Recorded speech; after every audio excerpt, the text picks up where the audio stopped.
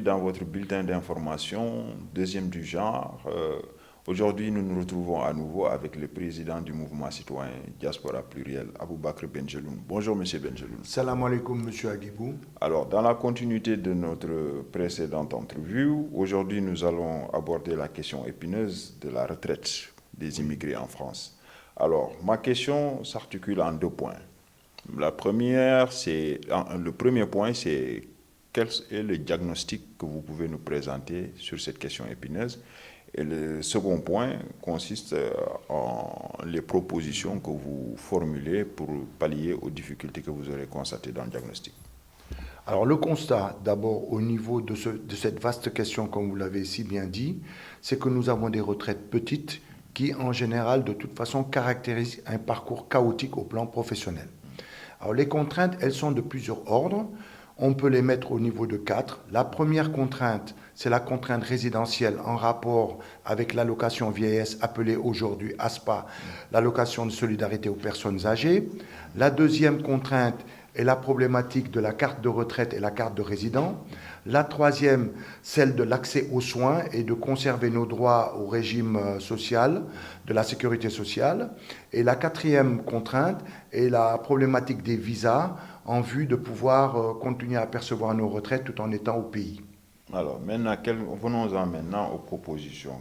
Vous proposez un fonds de placement, comment? En quoi ça consiste? Oui, on propose un fonds de placement parce que compte tenu que nous avons des petites retraites et que nous envoyons plus de 200 milliards de francs CFA au niveau de la communauté en France vers le Sénégal pour soutenir nos familles, nous devons aujourd'hui pouvoir mettre en place un fonds d'investissement pour aider les retraites les plus petites.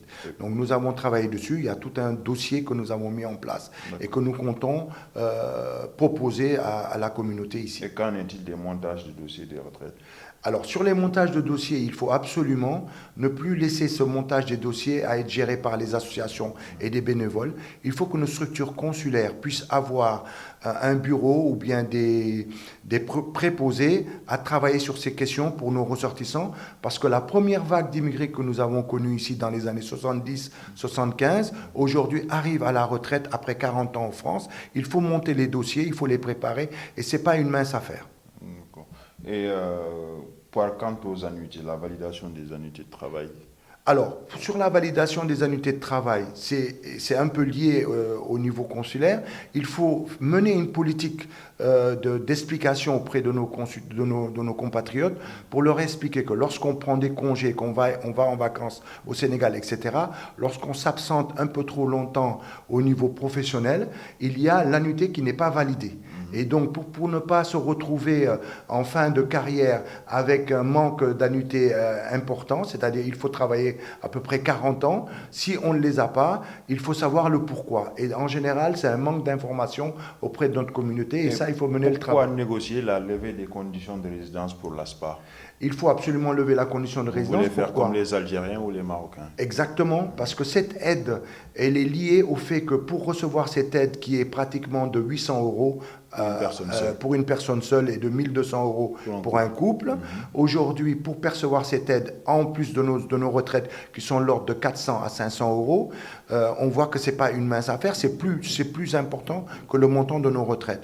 Il se trouve que ces 800 euros que nous recevons mensuellement ne nous sont pas donnés lorsqu'on rentre chez nous. Il faut absolument rester sur le territoire français. Donc ce que nous demandons, c'est de négocier et de lever cette condition de résidence, d'une part, et deuxièmement, de négocier, si on n'arrive pas à avoir les 800 euros, d'avoir le complément ou bien une partie de cet argent de l'ordre de 400 à 500 euros qu'on peut accoupler à notre retraite. Et pourquoi rejeter la carte de retraité? Alors, il faut absolument rejeter le principe de la carte de retraité tout en négociant pour avoir ses avantages. La carte de retraité qui nous est proposée, c'est de nous permettre d'avoir nos retraites tout en étant au Sénégal et de venir ici tous les 3 ans pour démontrer qu'on est vivant.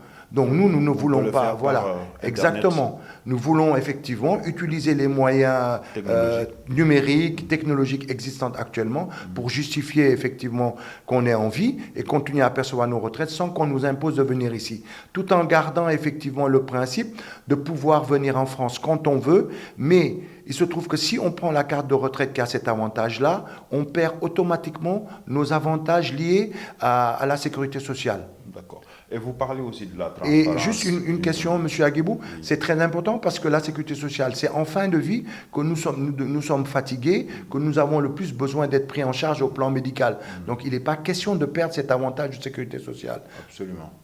Absolument. Et qu'en est-il de la question de la transparence que vous criez à eu et à dia sur la négociation bilatérale, des conventions? Vaste question. Vaste question, c'est-à-dire que nous voulons absolument, nos conditions de vie ici, notre vie ici de famille et autres, dépend des accords sociaux que nous avons entre la France et le Sénégal. C'est une des particularités de l'immigration sénégalaise en France par rapport aux autres pays. Donc nous voulons absolument qu'il y ait une clarté, une transparence, une traçabilité des négociations entre le Sénégal et la France sur ces questions. Le deuxième aspect, c'est que nous voulons non seulement qu'ils prennent en charge nos revendications, mais nous voulons être associés à cette démarche de négociation pour pouvoir leur donner les arguments nécessaires, pour pouvoir les coacher, pour qu'on puisse aboutir. Merci d'avoir répondu à nos questions. Je pense que les réponses ont été un peu plus claires. Nous vous donnons rendez-vous la semaine prochaine pour un autre bulletin d'information, toujours avec M. Aboubakr Benjeloun, qui, je le rappelle, est le président du mouvement citoyen Diaspora Pluriel. Cette émission a été réalisée avec la collaboration de Date Horizon, que nous remercions au passage. Merci, amis internautes, et à la semaine prochaine, Inch'Allah. Merci.